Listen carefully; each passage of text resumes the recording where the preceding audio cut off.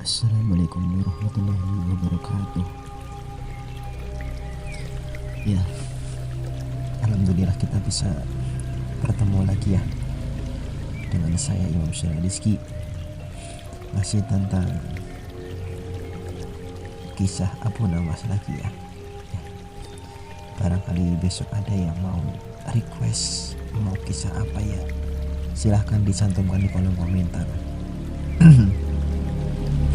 Sebenarnya minta maaf apabila suaranya agak gimana gitu, karena lagi pilek, pilek, lagi diberi ganjaran. Jika sabar menjadi pahala, ya karena sakit itu jika sabar menjadi pahala. Rintihannya orang sakit itu bagaikan tasbih. Maka ketika kamu sedang merasakan sakit, janganlah ngaluara. Ngaluara ya boleh, tapi sewajarnya saja. Ya, yakinlah bahwa itu adalah wujud daripada pengurangan dosa dan penambahan pahala, bentuk kasih sayang daripada Allah Ta'ala kepada makhluknya gitu, supaya kita sadar siapa kita. Manusia enggak boleh sombong, ya enggak boleh sombong. Kita makhluk yang sangat lemah gitu ya. Oke semuanya ya, sekarang akan tentang kisah Abu Nawas juga. Abu Nawas yang menghina, meledek, ya seakan-akan merendahkan Raja Harun al-Rasyid. Namun ia tidak dihukum, malahan ia diberikan hadiah. Wow, hebat sekali ya. Gimana ceritanya? Mari kita simak selanjutnya. Jangan kemana-mana, oke? Ya, jadi gini. Pada suatu hari, konon Abu Nawas itu menghina Raja Harun al-Rasyid. Bukannya kena hukuman atau marah, Abu Nawas malah dapat hadiah. Sungguh hebat sekali.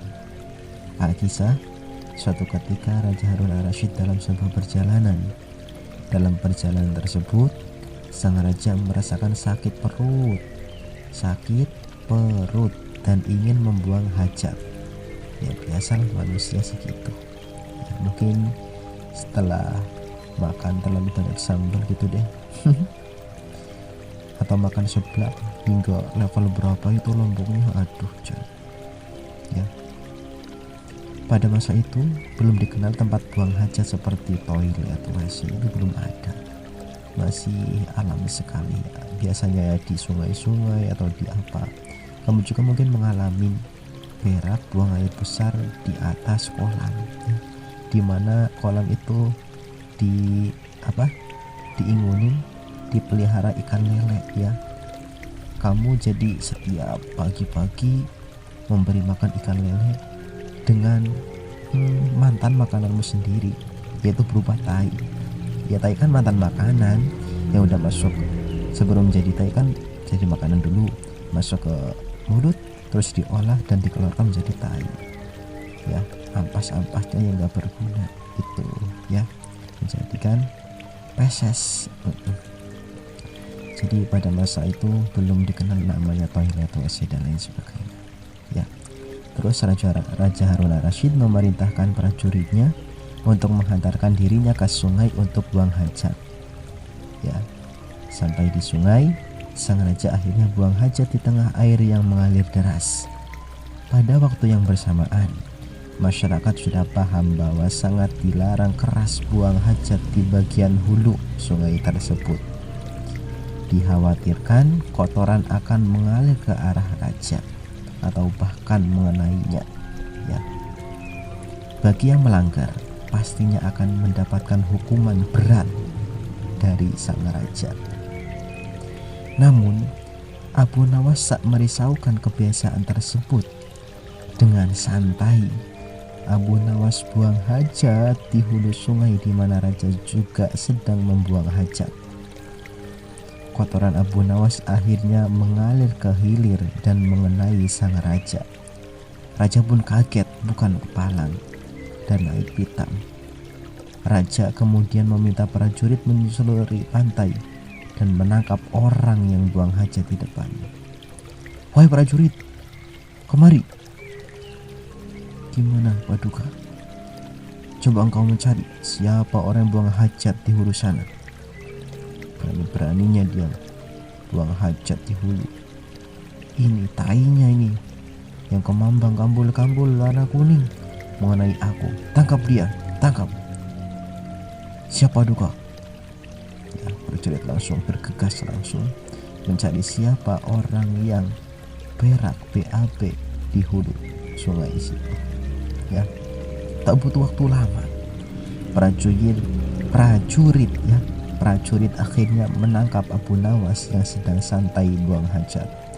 Lagi enak-enaknya buang hajat sambil ngopi nggak mungkin ngopi ya, nggak boleh. Sambil udud ya, biasanya kamu jaga gitu kan, sambil berak sambil udud ya. Ngisi NG, ngising kalau bahasa Jawanya, kalau bahasa Sunda ya modal ngising ya. Banyak inspirasi ya kalau kamu sedang ngising, sedang berak, sedang modal, sedang BAB, sambil buang hajat, sambil rokok-rokokan. Nikmatnya gimana ya, meskipun saya nggak tahu, saya bukan perokok ya, maaf ya, tapi ya nggak apa-apa kalau yang mau merokok ya. Jadi prajurit kemudian membawa Abu Nawas. Wahai Abu Nawas, cepat kemari, berani-beraninya engkau buang hajat di hulu sana. Lihat Paduka terkena fesesmu, terkena tinjamu ya. Langsung saja dibawa, tidak waktu lama. Lalu Abu Nawas terancam mendapat hukuman. Namun ya, bibir ini gimana, susah amat kalau buat bicara. Namun Abu Nawas protes kepada raja. Kenapa harus kenapa harus ditangkap? Raja pun akhirnya menjawab, Abu Nawas dianggap telah menghina raja karena membuang hajat di depan raja. Kamu tak memiliki tata krama, Abu Nawas. Buang hajat di depanku hingga kotoranmu mengenai aku. Bagaimana coba? Di mana tata kramamu? Seorang raja yang seharusnya kau agung-agungkan, kau jaga, kau hormati, malah kau hina dan caci-caci gitu dengan melempari tai ya, melempari meskipun tidak dilempari tapi mengalir melalui air mengenai aku. Mikir, bukanlah sudah ada banyak larangan, tidak ada yang pantas untuk hukuman buatmu Abu Nawas, bentak sang raja. Lalu Abu Nawas menjawab, Raja, sepertinya Anda salah paham. Jawab Abu Nawas. Tak usah banyak alasan kamu Abu Nawas. Kamu harus dihukum, ujar raja. Abu Nawas menjawab, saya melakukan ini agar bisa menghargai engkau Baginda. Menghargai aku? Kenapa perbuatan kamu buang hajat seperti itu dibilang menghormati aku, menghargai aku? Tanya sang raja. Begini loh, selama ini jika raja tengah mengadakan perjalanan dengan rakyat atau bersama para jurid, tidak ada di antara mereka yang berani mendahului jalan raja. Begitu juga dengan saya. Ketika saya ikut rombongan raja, posisi ketika berjalan tidak berani mendahului raja. Itu bentuk hormat daripada saya dan orang-orang lain sebagainya ya. Itu saya lakukan karena saya menjaga tata krama dan sopan santun kepada raja, kata Abu Nawas. Ya bagus, kata Raja Harun al-Rashid. Ya bagus, tapi apa hubungannya dengan perbuatanmu sekarang ini? Apa hubungannya coba? Tanya sang raja. Begini raja, begini. Saya menghormati engkau tidak setengah-setengah ya, karena yang setengah-setengah itu nanggung, nggak boleh setengah-setengah.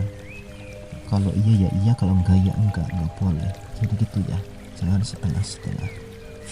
Ketika saya buang hajat, saya memilih di hulu sungai agar kotoran saya tidak sopan kepada kotoran raja, karena sudah berani berjalan mendahului kotoran raja.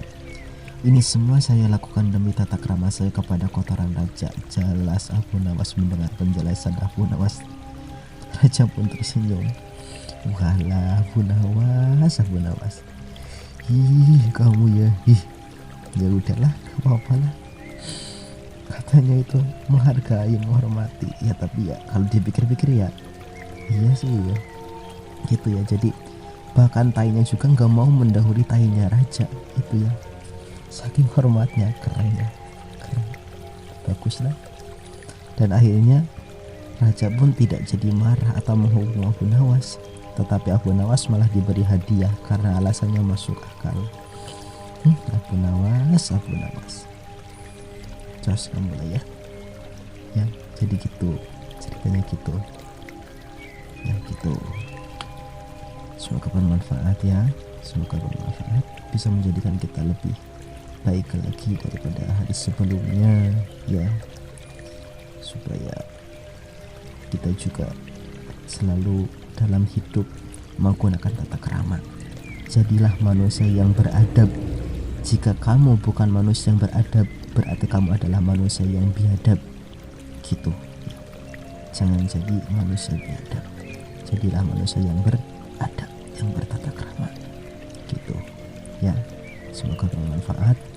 Apabila banyak tutur kata yang salah, mohon dimaafkan dan tolong dibenarkan melalui kritik dan saran, melalui komentar atau langsung gak apa-apa. Saya selalu menerima dan menampung gitu ya, demi keselamatan kita sama-sama ya, demi kebenaran gitu. Semoga bermanfaat. Salam sejahtera.